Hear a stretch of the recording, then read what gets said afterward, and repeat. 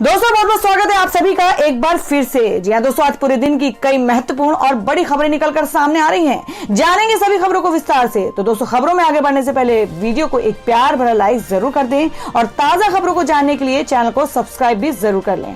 तो देखते हैं पहली बड़ी खबर क्या निकल कर आ रही है। पहली बड़ी खबर निकल कर आ रही है, आपको बता दें कि कोरोना टीकाकरण अभियान का पीएम मोदी ने किया शुभारंभ। बोले वैक्सीन के साथ 2 गज दूरी और मास्क है जरूरी। जी आपको बता दें कि कोरोना महामारी के बीच भारत में दुनिया के सबसे बड़े टीकाकरण अभियान की शुरुआत हो गई है। प्रधानमंत्री नरेंद्र मोदी ने वीडियो कॉन्फ्रेंसिंग के माध्यम से इसका शुभारंभ किया। इस दौरान उन्होंने कहा कि वैक्सीन भारत को कोरोना के खिलाफ लड़ाई में निर्णायक जीत दिलाएगी। उन्होंने लोगों से वैक्सीन को लेकर अफवाहों से बचने की सलाह दी है। साथ ही कहा है कि कोरोना टीकाकरण की शुरुआत का मतलब ये नहीं है कि हम एहतियात बरतना छोड़ दें। हमें मास्क पहनने और शारीरिक दूरी का पालन करते रहना है। दवाई भी और कड़ाई भी का मंत्र याद रखें। प्रधानमंत्री महामारी के मुश्किल दौर को याद करके भावुक हो गए। बता दें कि पहले चरण में 3 करोड़ स्वास्थ्य कर्मियों को वैक्सीन दी जाएगी। इस महीने की शुरुआत में 2 टीकों के इमरजेंसी इस्तेमाल को मंजूरी मिली। इनमें सीरम इंस्टीट्यूट की कोविशील्ड और भारत बायोटेक की कोवैक्सीन शामिल है। कोविशील्ड को ऑक्सफोर्ड एस्ट्राजेनेका ने विकसित और भारत में इसे सीरम इंस्टीट्यूट बना रहा है। वहीं कोवैक्सीन पूरी तरह स्वदेशी है। प्रधानमंत्री नरेंद्र मोदी ने अपने संबोधन की शुरुआत में कहा कि इस दिन का पूरे देश को बेसब्री से इंतजार था। कितने महीने से देश के हर घर में बच्चे, बूढ़े, जवान सभी की जुबान पर यह सवाल था कि कोरोना वैक्सीन कब आएगी। अब वैक्सीन आ गई है, बहुत कम समय में आ गई है। उन्होंने कहा कि राष्ट्र कवि दिनकर ने कहा था, मानव जब जोर लगाता है तो पत्थर पानी बन जाता है। प्रधानमंत्री मोदी ने कहा कि भारत की वैक्सीन ऐसी तकनीक बनाई गई है जो भारत में ट्राइड और टेस्टेड है। ये वैक्सीन स्टोरेज से लेकर ट्रांसपोर्टेशन तक भारतीय स्थितियों और परिस्थितियों के अनुकूल है। यही वैक्सीन भारत को कोरोना के खिलाफ लड़ाई में निर्णायक जीत दिलाएगी। पहली बड़ी खबर निकल कर आ रही है जो कि किसानों को लेकर है। जी आपको बता दें कि 9वीं बार भी किसानों और सरकार के बीच नहीं बनी बात। 19 जनवरी को दोबारा होगी बैठक।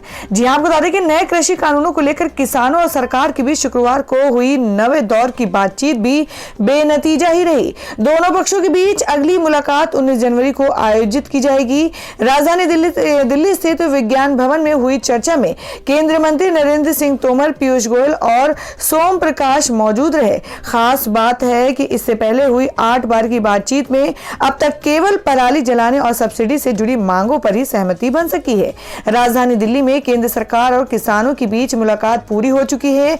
एक और सरकार कानूनों में संशोधन के लिए तैयार है तो दूसरी ओर किसान नए कृषि कानूनों को वापस लिए जाने की मांग पर अड़े हुए हैं।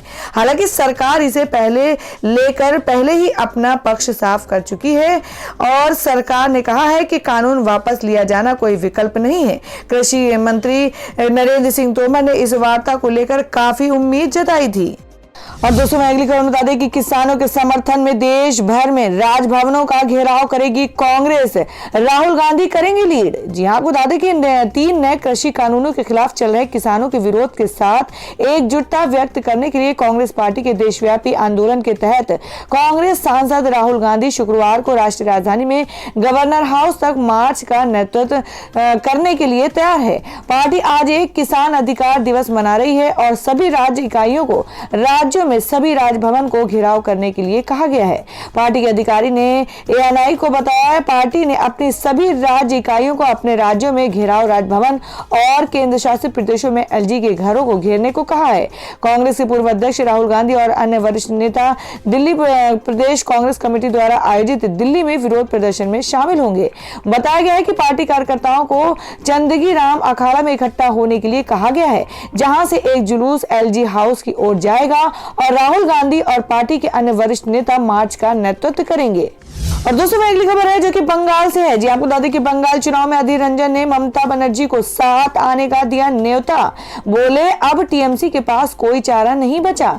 जी आपको बता दें कि नेता अधीर रंजन चौधरी ने शुक्रवार को पश्चिम बंगाल की मुख्यमंत्री ममता बनर्जी को कांग्रेस में शामिल होने का सुझाव दिया है। उन्होंने कहा कि आगामी पश्चिम बंगाल विधानसभा चुनाव में भारतीय जनता पार्टी को हराने के लिए टीएमसी कांग्रेस के साथ मिलकर लड़े। कांग्रेस नेता अधीर रंजन चौधरी की यह टिप्पणी सौगत रॉय द्वारा कांग्रेस और सीपीएम को टीएमसी के साथ मिलकर बंगाल में चुनाव लड़ने के बयान पर आई है। तो दोस्तों, आप लोगों को क्या लगता है कि क्या वाकई में इस साल बंगाल की सत्ता पलट सकती है? आप अपना सुझाव, आप अपना कमेंट बॉक्स में जरूर दें। बढ़ते हैं अगली खबर की ओर।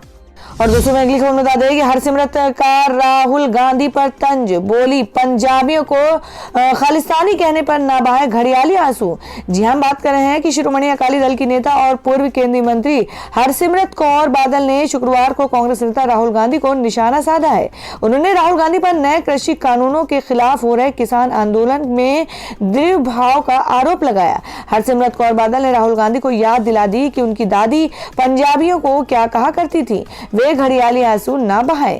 पूर्व केंद्रीय मंत्री हरसिमरत कौर ने ट्वीट कर लिखा कि प्रेस कॉन्फ्रेंस और पंजाबियों को खालिस्तानी कहने पर घड़ियाली आंसू बहाने के पहले राहुल गांधी, आपको ये बताना चाहिए कि क्यों आपकी दादी पंजाबियों के लिए खालिस्तानी शब्द का इस्तेमाल करती थी, क्यों आपने उन्हें ड्रग्स एडिक्ट नाम दिया। एक बार जब आप इन सवालों के जवाब दे दें, फिर पंजाब के किसानों की बात करें। हरसिमरत कौर ने कहा कि जब पंजाब के किसान धरना दे रहे थे तो आप कहां थे? जब संसद में बिल पारित किया गया तो कहां? जिस समय राज्यसभा में इस विषय पर कार्यवाही चल रही थी तो आपके 40 सांसद गैर मौजूद क्यों थे? आपके सीएम अब बीजेपी की अगुवाई वाली सरकार के साथ हैं। क्या राहुल गांधी को लगता है कि फैंसी सहानुभूतिपूर्ण शब्द के जरिए वो अपराध मुक्त हो पाएंगे? और दोस्तों, मैं अगली खबर निकल कर आ रही है। आपको बता दें कि श्री राम मंदिर निर्माण में इकबाल अंसारी भी देंगे चंदा। धर्म को लेकर कही है ये बड़ी बात। जी हम बात कर रहे हैं राम मंदिर निर्माण में इकबाल अंसारी भी चंदा देंगे। श्री राम मंदिर निर्माण के लिए शुरू हुए धन संग्रह पर इकबाल अंसारी ने कहा कि बात राम मंदिर की है, बात धर्म की है, लोग बढ़ चढ़कर चंदा दें। मंदिर मस्जिद का विवाद खत्म हो चुका है, अब लोग इस विवाद में न आए। इससे पूर्व शुक्रवार को राम जन्मभूमि तीर्थ क्षेत्र ट्रस्ट के ट्रस्टी अनिल मिश्रा ने 51,000 रुपए का चेक देकर महाअभियान की शुरुआत की। मस्जिद मामले के पैरोकार रहे इकबाल अंसारी ने कहा, धर्म के काम में मेहनत की कमाई लगती है तो भगवान भी खुश होते हैं और अल्लाह ताला भी खुश होते हैं। चंदा देने में कोई बुराई नहीं, लोग चंदा दें, अब वह चाहे 1 रुपए हो या 1 लाख रुपए। राम मंदिर में सबका सहयोग होना चाहिए। चंदा देने से एक दूसरे की मुसीबत कम होती है, ये श्रद्धा का सवाल है, इससे पुण्य मिलता है, सवाब भी मिलता है। तो दोस्तों, खबरों में आगे बढ़ने से पहले जान लेते हैं आज के माइंड क्विज के सवाल को। आज का सवाल आपको बताना है कि लाल बहादुर शास्त्री जी का जन्म दिवस कब मनाया जाता है। इसका जवाब आपको वीडियो के नीचे कमेंट बॉक्स में देना है और सही जवाब देने वाले को रैंडमली लेकर जाएगा और वो जीत सकते हैं बम्पर पुरस्कार। तो बढ़ते हैं अगली खबर की ओर। और वहीं अगली खबर बता दें, उत्तर प्रदेश के बाद अब हरियाणा में भी फिल्म सिटी। सीएम खट्टर ने स्वीकृत की 100 एकड़ जमीन। जी हम बात कर रहे हैं उत्तर प्रदेश में योगी आदित्यनाथ की सरकार द्वारा नोएडा को फिल्म सिटी के रूप में उभरने की पहल शुरू किए जाने के बाद अब हरियाणा सरकार भी उनके ही रास्ते पर है। हरियाणा के मुख्यमंत्री मनोहर लाल खट्टर ने कहा है कि वह हरियाणा में फिल्म सिटी तैयार करेंगे। इसके लिए योजना बन रही है, इसे जल्द साकार रूप दिया जाएगा। मनोहर लाल खट्टर ने ये बात हरियाणा के विकास के साथ वहां के युवा प्रतिभाओं को फिल्मों में जाने का बड़ा मौका दिए जाने को लेकर कही है। उन्होंने कहा कि राज्य सरकार राज्य में फिल्म सिटी खोलने की योजना बना रही है, जिसके लिए 500 से 100 एकड़ के क्षेत्र में फैली भूमि को अंतिम रूप दिया गया है। और दोस्तों, मैं अगली खबर बता दें जिसमें शरद पवार ने कहा, कोरोना वैक्सीन पर संदेह का कोई कारण नहीं, मैं टीकाकरण को तैयार।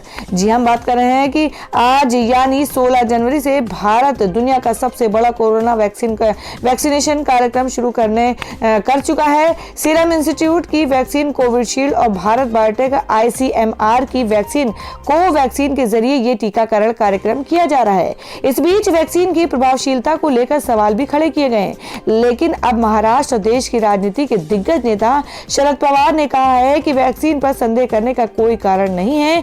उन्होंने साफ किया है कि वो वैक्सीन लेने के लिए तैयार हैं। आपको बता दें, शरद पवार ने कहा कि वैक्सीन को approval drugs controller general of India ने दी है। सीरम इंस्टीट्यूट और भारत बायोटेक दोनों ही विश्व स्तर के संस्थान हैं। उन्होंने कहा कि अगर उन्हें मौका दिया जाए तो वो तुरंत वैक्सीन लेंगे। गौरतलब है कि यूपी के पूर्व मुख्यमंत्री अखिलेश यादव कोरोना वैक्सीन को बीजेपी की वैक्सीन कह चुके हैं। इसे लेकर काफी विवाद भी हुआ था। और दोस्तों में अगली खबर निकल कर आ रही है, आपको बता दें विवादों में घिरी सैफ की तांडव, हिंदू देवी देवताओं के अपमान का आरोप, हैशटैग बायकॉट तांडव हुआ ट्रेंड। जी हां, आपको बता दें कि सैफ अली खान और अली अब्बास जफर की मोस्ट अवेटेड वेब सीरीज तांडव शुक्रवार यानी 15 जनवरी को OTT प्लेटफॉर्म पर रिलीज हो गई है। ये सीरीज राजनीति के विषय पर बेस्ड है। सीरीज को फैंस की मिली जुली प्रतिक्रिया मिल रही है। लोगों ने इस सीरीज पर हिंदू देवताओं के अपमान का आरोप लगाया है। दावे किए जा रहे हैं कि अली अब्बास जफर की इस सीरीज में हिंदू देवी देवताओं का अपमान किया गया है, देश को बांटने वाले लोगों का गुणगान किया गया है। इस वजह से हैशटैग बायकॉट तांडव ट्रेंड कर रहा है। जी आपको बता दें सीरीज में सबसे ज्यादा जीशान अयूब के एक वीडियो को शेयर किया जा रहा है, जहां पर वे भगवान शिव बनकर कुछ एक्टिंग कर रहे हैं। उस वीडियो में जीशान कैंपस के छात्रों की आजादी की बात कर रहे हैं। जीशान अयूब यूनिवर्सिटी में स्टूडेंट से पूछते हैं कि आपको किससे आजादी चाहिए, तभी कोई कहता है नारायण नारायण, प्रभु कुछ करिए। राम जी के फॉलोवर्स सोशल मीडिया पर बढ़ते ही जा रहे हैं, मुझे लगता है कि हमें भी कुछ स्ट्रेटेजी बनानी चाहिए। इस पर जीशान जवाब देते हैं, तो क्या करूं, सरकार बदल दूं क्या? फिर जीशान को जवाब मिलता है, भोलेनाथ आप बहुत ही भोले हैं। सीरीज के इसी सीन का वीडियो तेजी से सोशल मीडिया पर वायरल हो रहा है। इस वीडियो के वायरल होने के बाद यूजर्स का आरोप है कि उसमें भगवान शिव का नाम गलत इस्तेमाल किया है और तांडव के इसी संवाद पर लोगों ने नाराजगी जाहिर की है। साथ ही सीरीज पर भगवान शिव और राम का मजाक उड़ाने का आरोप लगाया गया है। ट्विटर पर सीरीज को लेकर नेगेटिव रिव्यूज भी दिए जा रहे हैं। तो दोस्तों खबरों में आगे बढ़ने से पहले एक बार फिर से आपको याद दिला दें कि अगर आपने अभी तक हमारी वीडियो को लाइक नहीं किया तो जल्दी से वीडियो को लाइक कर दें, क्योंकि आपका एक लाइक हमारे लिए बहुत ही महत्वपूर्ण होता है। और अगर आप हमारे चैनल पर नए हैं तो चैनल को जरूर सब्सक्राइब कर लें और बेल के बटन को भी जरूर हिट कर दें। और हमारी पूरी न्यूज को जानने के लिए वीडियो को लास्ट तक जरूर देखें। बढ़ते अगली खबर की ओर। और दोस्तों मैं अगली खबर निकल कर आ रही है, आपको बता दें कि टीएमसी सांसद नुसरत ने बीजेपी को कहा कोरोना से खतरनाक, बोली सत्ता में आते ही मुसलमानों की उल्टी गिनती शुरू। जी हां, आपको बता दें पश्चिम बंगाल विधानसभा चुनाव 2021 को लेकर यहां नेताओं की बयानबाजी बहुत समय से शुरू हो चुकी है। सीएम ममता बनर्जी की पार्टी तृणमूल कांग्रेस चुनाव में जीत हासिल कर सत्ता में बने रहने के लिए सार दाव पेच लगाना शुरू कर चुकी है। और बता दें भाजपा ममता के गढ़ को हथियाने के लिए पूरा जोर लगा रहे हैं। वहीं तृणमूल कांग्रेस नेता पश्चिम बंगाल बशीरहाट की सांसद नुसरत जहां का विवादित बयान सामने आया है। टीएमसी सांसद नुसरत जहां ने भाजपा को कोरोना वायरस से खतरनाक बताया। इसके साथ ही उन्होंने कहा कि भाजपा हिंदुओं और मुसलमानों के बीच दंगे भड़काएगी। भाजपा सत्ता में आती है तो मुसलमानों की उल्टी गिनती शुरू हो जाती है। बता दें कि इस साल पश्चिम बंगाल में विधानसभा चुनाव होने हैं और ये इस कारण से है कि सभी पार्टियां सहन शक्ति भरने लगी हैं। इसके साथ ही राज्य में एक दूसरे के खिलाफ आरोपों का दौर भी शुरू हो गया है। बंगाल में मुस्लिम वोटरों की संख्या अत्यधिक है और जो टीएमसी का वोटर माना जाता है। मुस्लिम वोटरों को साधने के लिए नुसरत जहां ने ये सब पश्चिम बंगाल की उत्तरी 24 परगना के मुस्लिम बहुल इलाके दिगांग में चुनाव प्रचार के दौरान कहा। अभिनेत्री से सांसद बनी नुसरत जहां ने कहा, अपनी आंखें खुली रखें, भाजपा जैसा खतरनाक वायरस घूम रहा है। ये पार्टी और धर्म के बीच भेदभाव करता है और आदमी से आदमी तक दंगे का कारण बनता है। भाजपा सत्ता में आती है तो मुस्लिमों की उल्टी गिनती शुरू होती है। और दोस्तों में अगली खबर निकल कर आ रही है, आपको बता दें अर्नब गोस्वामी का कथित चैट लीक। प्रशांत भूषण बोले कानून का राज होता तो जेल में होते गोस्वामी। जी हां, आपको बता दें कि रिपब्लिक मीडिया के editor in chief Arnab Goswami का कथित व्हाट्सएप चैट सोशल मीडिया पर काफी तेजी से वायरल हो रहा है। अर्नब गोस्वामी के व्हाट्सएप चैट का स्क्रीनशॉट सोशल मीडिया पर बड़ी संख्या में लोग साझा करके उन पर निशाना साध रहे हैं। सुप्रीम कोर्ट के वरिष्ठ वकील प्रशांत भूषण ने भी गोस्वामी के व्हाट्सएप चैट के स्क्रीनशॉट को साझा करते हुए उन पर निशाना साधते हुए कार्रवाई की मांग की है। साथ ही उन्होंने आरोप लगाया है कि अर्नब गोस्वामी अपने पद का गलत प्रयोग कर रहे हैं और राजनीतिक गलियारों में अपनी पहचान का इस्तेमाल व्यक्तिगत लाभ के लिए कर रहे हैं। प्रशांत भूषण ने इन स्क्रीनशॉट को ट्विटर पर साझा करते हुए लिखा है, ये हैं अर्नब गोस्वामी और बार्क के सीईओ के बीच बातचीत के व्हाट्सएप चैट के कुछ स्क्रीनशॉट। इन स्क्रीनशॉट में कई षड्यंत्र देखे जा सकते हैं कि कैसे अर्नब गोस्वामी की सरकार में कितनी पैठ है। ये मीडिया का बेजा इस्तेमाल है। अर्नब मीडिया और अपना ताकत का इस्तेमाल ब्रोकर के तौर पर कर रहे हैं। अगर किसी भी देश में जहां कानून का राज है वहां अर्नब गोस्वामी जेल में होते। वहीं प्रशांत के इस ट्वीट का जवाब देते हुए पत्रकार मीना दास नारायण ने पूछा, क्या आपको इस पर यकीन है? क्या आप एक भी वजह दे सकते हैं कि आखिर क्यों आप पर भरोसा करना चाहिए? एक देशभक्त पत्रकार जो कि भारत के लिए खड़ा होता है, उसके बारे में देशद्रोही बोल रहा है। बता दें कि जो स्क्रीनशॉट वायरल हो रहा है और उसमें अर्नब गोस्वामी और बार्क के पूर्व सीईओ पार्थो दास गुप्ता के बीच बातचीत चल रही है। लोग इस व्हाट्सएप लीक की तुलना रेडियो टेप से कर रहे हैं और इस पूरे मामले में अर्नब गोस्वामी के खिलाफ कार्रवाई की मांग कर रहे हैं। व्हाट्सएप चैट में कथित तौर पर अर्नब गोस्वामी और पार्थो के बीच टीआरपी रेटिंग को लेकर बात हो रही है। बता दें कि टीआरपी स्कैम की सुनवाई को बॉम्बे हाई कोर्ट ने 29 जनवरी तक के लिए टाल दिया था। इस मामले की सुनवाई 29 जनवरी को होगी। वहीं मुंबई पुलिस का कहना है कि अगली सुनवाई तक वो अर्नब गोस्वामी को गिरफ्तार नहीं करेंगे। और दोस्तों में अगली खबर में आपको बता दें कि लता मंगेशकर को ओवररेटेड कहने पर भड़के अदनान सामी, कहा बंदर क्या जाने अदरक का स्वाद। जी आपको बता दें कि लता मंगेशकर को लेकर ट्विटर पर एक बहस छिड़ गई है। एक ट्विटर यूजर्स ने लता मंगेशकर को ओवररेटेड और दूसरों का करियर खत्म करने वाला सिंगर बताया, जिसको लेकर बॉलीवुड सिंगर अदनान सामी ने ट्रोलर्स को ट्वीट कर जवाब दिया है। उन्होंने लिखा कि बंदर क्या जाने अदरक का स्वाद। असल में जिस फोटो को लेकर लता मंगेशकर को ट्रोल किया जा रहा है, उस तस्वीर को अदनान सामी ने हाल ही में अपने सोशल मीडिया हैंडल पर शेयर किया था और इस तस्वीर में लता ताई के साथ नूर जहां और आशा भोसले भी दिख रही हैं। इस फोटो को शेयर करते हुए अदनान सामी ने इसे आइकॉनिक और हिस्टोरिक बताया था। इस बीच कुछ यूजर्स ने लता मंगेशकर को ओवररेटेड बता दिया है। और दोस्तों में अगली खबर में जान लेते हैं क्या देश भर में मौसम के ताजा हालात। जी आपको बता दें कि दिल्ली में भीषण ठंड, शीतलहर की चपेट में उत्तर भारत, जाने अन्य राज्यों का क्या है हाल।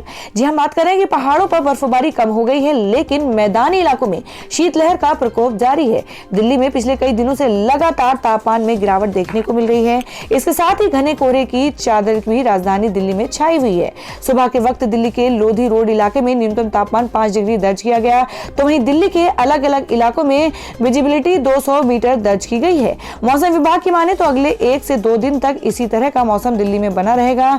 दिल्ली, यूपी, बिहार, पंजाब, हरियाणा और राजस्थान में इन दिनों भीषण ठंड पड़ रही है। शनिवार को राजधानी दिल्ली के कई हिस्सों में घने कोहरे का अनुमान जताया गया है। आईएमडी के क्षेत्रीय पूर्वानुमान केंद्र के प्रमुख कुलदीप श्रीवास्तव ने कहा है कि पश्चिमी हिमालय से आने वाली ठंडी और शुष्क उत्तरी उत्तर पश्चिमी हवाओं से गुरुवार को दिल्ली में न्यूनतम तापमान में गिरावट दर्ज की गई, फिर हवा की दिशा बदलकर उत्तर पूर्व की ओर हो गई। तो दोस्तों ये थी अब तक की सभी बड़ी खबरों की अपडेट्स। टुडे ब्रेकिंग न्यूज और लेटेस्ट खबरों को देखने के लिए हमारे चैनल को सब्सक्राइब जरूर कर लें, वीडियो को लाइक और शेयर भी जरूर कर दें अपने दोस्तों और रिलेटिव्स के साथ। तो दोस्तों फिर मिलेंगे काम की खबरों और सरकारी योजनाओं की एक और नई वीडियो के साथ। तब तक के लिए धन्यवाद दोस्तों।